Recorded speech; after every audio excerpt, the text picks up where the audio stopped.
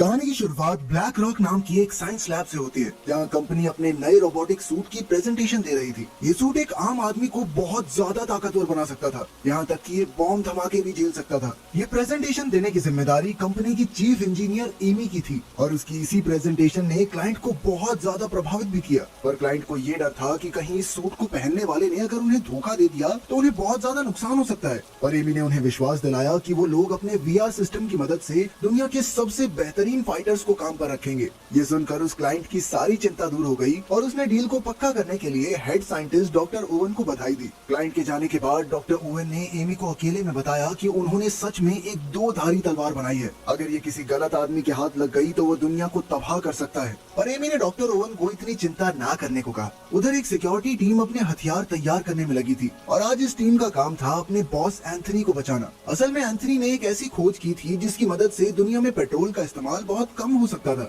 और इसीलिए बड़े बड़े तेल के व्यापारी एंथनी की जान के पीछे पड़े थे ताकि वो इंटरनेशनल कॉन्फ्रेंस में इस आविष्कार का खुलासा न कर सके। उस सिक्योरिटी टीम का हेड लुआंग नाम का एक आदमी था जो एक एक्स आर्मी ऑफिसर होने के साथ साथ एंथनी का बहुत पुराना दोस्त भी था। इसके बाद वो लोग उस कमरे से बाहर निकले पर उसी समय एक गार्ड के ईयरपीस में कुछ अजीब सी आवाज आ रही थी और तभी एक गोली सीधा आकर उसके गले पर लगी, जिसके तुरंत बाद वहाँ ग्रेनेड से एक धमाका भी हुआ। जब लुआंग ने ऊपर देखा तो उसकी नजर हिटमैन की एक टीम पर पड़ी जो गार्ड्स पर अंधाधुंध गोलियां चला रहे थे। तभी एक गार्ड ने फ्लैश बॉम्ब से एक धमाका किया जिसका फायदा उठाकर लुआंग एंथनी और बाकी गार्ड्स के साथ वहां से भाग गया। पर फिर सीढ़ियां उतरते वक्त भी उनके ऊपर हमला हुआ जिसमें कई गार्ड्स जख्मी हो गए, लेकिन फिर भी किसी तरह लुआंग एंथनी को लेकर दूसरे फ्लोर पर पहुंच गया जहां काफी सारे लोग मौजूद थे। पर तभी दो हमलावरों ने वेटर का रूप लेकर उन पर हमला कर दिया, जिसके बाद लुआंग ने अपनी जबरदस्त फाइटिंग स्किल्स का इस्तेमाल करके उन्हें पीटना शुरू कर दिया। साथ ही उसने जल्दी से एंथनी को वहां से भागने को कहा, लेकिन बदकिस्मती से एंथनी एक ऐसे कमरे में पहुंच गया जहां पहले से ही कुछ लोग चाकू लेकर उसका इंतजार कर रहे थे।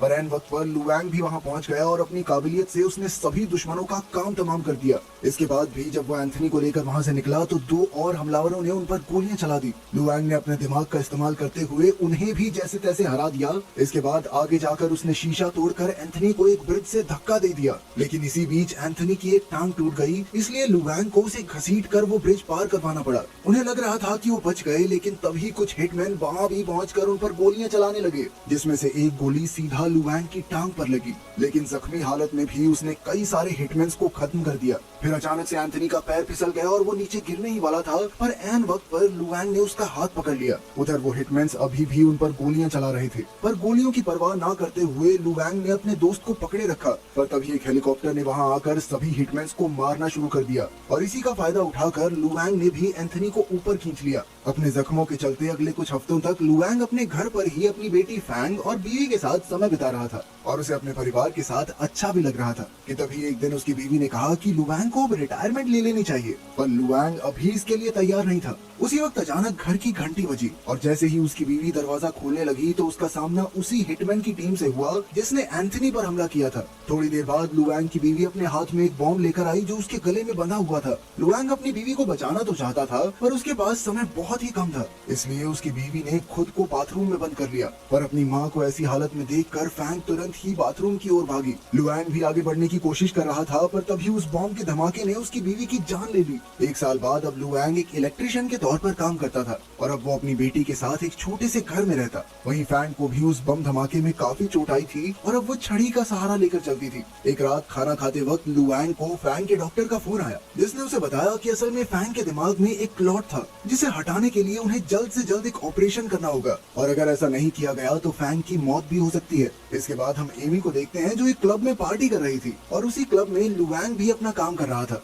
काफी ज्यादा शराब पीने के बाद एमी बाथरूम की तरफ गई जहाँ एक आदमी की नजर उसके ऊपर पड़ी और उसने भी एमी का पीछा करना शुरू कर दिया। उधर अपना काम खत्म करने के बाद लुआंग क्लब के मालिक के पास अपने पैसे लेने पहुंचा। इसके बाद जैसे ही एमी बाथरूम से बाहर निकली तभी उसके सामने वही आदमी आ गया जिसने तुरंत ही एमी के साथ जबरदस्ती करना शुरू कर दिया। पर उसी समय लुआंग भी पास से ही गुजर रहा था और एमी की आवाज सुनते ही वो वहाँ पहुँच गया और उसने तुरंत ही उस आदमी को पीटना शुरू कर दिया। वो उसे मारते हुए वापस क्लब में ले आया जहाँ उस आदमी के काफी साथी भी मौजूद थे। उन्होंने भी लुआंग पर हमला कर दिया, पर अपनी लड़ने की काबिलियत से लुआंग ने बड़ी ही आसानी से सबको पीट पीट कर खत्म कर दिया। पर फिर एक आदमी को मारते हुए अचानक से लुआंग को अपनी पत्नी का चेहरा याद आ गया, जिसके बाद उसके सर में बहुत तेज दर्द होने लग गया और फिर वो इसी दर्द में क्लब से बाहर आ गया जहाँ उसने किसी तरह से अपनी दवाई खाई और फिर वो वहाँ से से चुपचाप चला गया। अगली सुबह लुआंग वापस अपने काम पर चला गया, लेकिन जब बाद में वो घर लौटा तो उसने देखा कि उसके घर का ताला पहले ही खुला हुआ था। लुआंग तुरंत ही चौकन्ना हो गया, पर जैसे ही वो फैंग के कमरे में गया तो उसने देखा कि एमी फैंग को एक कहानी सुना रही थी। जिसके बाद लुआंग ने एमी को थैंक्स भी कहा, क्योंकि पिछले कई दिनों से फैंग बहुत ज्यादा उदास थी और एमी से मिलने के बाद से वो काफी खुश हो गई थी। मगर एमी को ये समझ नहीं आ रहा था कि आखिर लुआंग जैसा इतना काबिल आदमी ऐसी बेकार सी जिंदगी क्यों जी रहा है। लुआंग का कहना था कि मुझे इस सब के अलावा और कुछ नहीं आता, पर एमी चाहती थी कि वो उसकी कंपनी के लिए सिक्योरिटी हेड का काम करे, जिसके लिए लुआंग ने साफ इनकार कर दिया। पर फिर भी एमी ने उसे एक बार फिर से सोचने को कहा और साथ ही उसने अपना कार्ड भी वहाँ छोड़ दिया, ताकि अगर लुआंग का मन बदले तो वो उसे कॉल कर सके। जैसे ही एमी वहाँ से निकलने वाली थी तो उन्हें फैंग के कमरे से एक आवाज आई, और जब वो दोनों वहाँ पहुँचे तो उन्होंने देखा कि फैंग जमीन पर पड़ी हुई थी। लुआंग बहुत ज्यादा डरा हुआ था, पर फिर एमी ने तुरंत ही फैंग को एक इंजेक्शन लगाया, जिसके बाद वो वापस से होश में आ गई। अगले दिन लुआंग को फैंग के डॉक्टर का फोन आया, जिसने उसे बताया कि किसी अनजान आदमी ने फैंग के इलाज के पैसे भर दिए हैं। और जब वो घर वापस पहुंचा तो उसने देखा कि फैंग आराम से सो रही थी। इसके बाद वो तैयार होकर एमी से मिलने ब्लैक रॉक की लैब में पहुंच गया। सबसे पहले लुआंग ने इलाज के पैसे भरने के लिए एमी का धन्यवाद किया, पर एमी ने सीधा उसे रोबोटिक सूट के बारे में बताया और वो चाहती थी कि लुआंग इस सूट का पायलट बने। और फिर लुआंग ने एमी को बताया कि मुझे PTSD है, जिसका मतलब ये था कि कभी कभी लड़ाई करते वक्त उसे अपनी पत्नी की मौत याद आ जाती है, जिसके बाद वो कुछ भी करने लायक नहीं रहता। पर एमी ने बताया कि मैं तुम्हारे बारे में सब जानती हूँ, चिंता मत करो। इसके बाद लुआंग 3 और आदमियों के साथ VR मशीन पर बैठा, जिसके शुरू होते ही वो एक शिपिंग यार्ड में पहुंच गया, जहाँ उसे कई सारे दुश्मनों के बीच से एक औरत को बचाना था। लुआंग ने तुरंत ही एक एक करके सभी आदमियों को मारना शुरू कर दिया और सभी से लड़ते हुए वो एक कमरे में पहुंचा, जहाँ काफी सारे आदमी उसका इंतजार कर रहे थे। पर लुआंग ने अपनी ताकत से उन सभी को भी हरा दिया। और तभी उसकी नजर वहाँ मौजूद उस औरत पर पड़ी, जिसकी शक्ल हूबहू उसकी पत्नी की तरह थी। उसे देखते ही लुआंग के सर में जबरदस्त दर्द हो गया, जिसके बाद वो झटके से मशीन से उठ खड़ा हुआ। अब लुआंग वहाँ से जाना चाहता था और इसीलिए वो चिल्ला चिल्ला कर दरवाजा खोलने को कहने लगा, लेकिन तभी वहाँ एक बहुत बड़ा धमाका हुआ,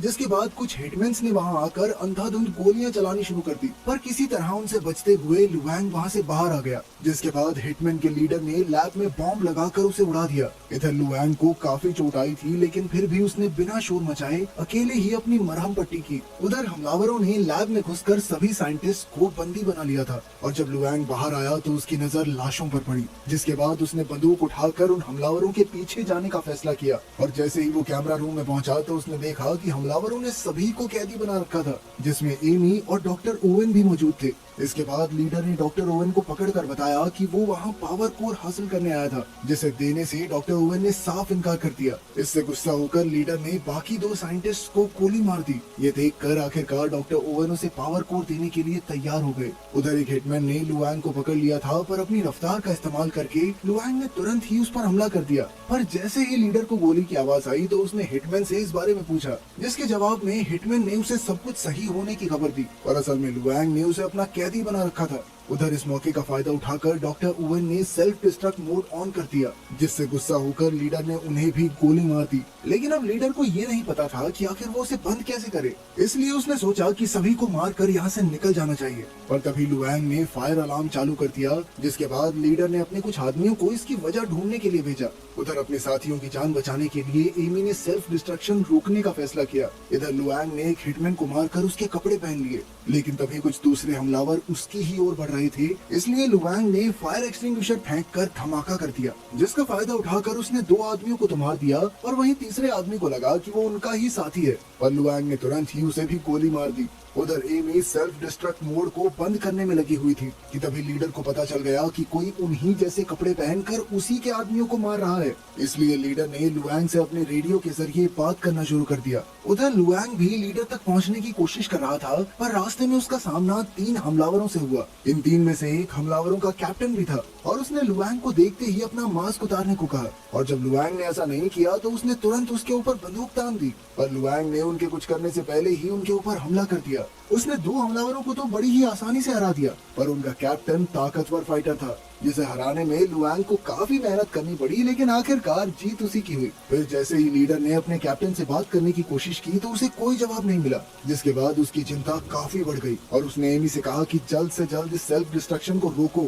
धमाका होने से कुछ सेकंडों पहले ही एमी ने सेल्फ डिस्ट्रक्शन को रोक दिया, जिसके बाद लीडर ने बड़ी आसानी से पावर कोर को निकाल लिया। इधर एमी को लग रहा था कि अब लीडर उन सबको जिंदा छोड़ देगा, लेकिन फिर लीडर ने कहा कि मैं तो मजाक कर रहा था, तुम सबका तो मरना तय है। इससे पहले कि वो गोली चला पाता, लुआंग ने उसके साथ समझौता करने की कोशिश की, जिसके लिए लीडर बिल्कुल तैयार नहीं था। पर जब लुआंग ने उसे कैप्टन की आवाज सुनाई तो वो तुरंत ही तैयार हो गया। उनके समझौते के मुताबिक लीडर को कैप्टन के बदले सभी साइंटिस्ट को लुआंग के हवाले करना होगा। अंदर जाने से पहले लुआंग ने अपने कपड़ों में एक बॉम्ब छुपा लिया, जिसके बाद वो कैप्टन को लेकर सीधा लीडर के पास पहुंच गया। पर ये तो लुआंग को बाहर लाने के लिए लीडर की एक चाल थी और उसने तुरंत ही कैप्टन के सर में गोली मार दी। पर लुआंग ने जैसे ही ये देखा तो उसने लीडर से उसकी बंदूक छीनकर उसे अपना कैदी बना लिया, जिसका फायदा उठाकर एमी और बाकी साइंटिस्ट वहाँ से बाहर चले गए। लेकिन फिर बाकी हमलावरों ने लुआंग पर हमला कर दिया, जिससे बचने के लिए उसने अपने कपड़ों में छुपाए हुए बॉम्ब का इस्तेमाल किया। उस बम धमाके का फायदा उठाकर लुआंग वहाँ से बाहर निकल गया,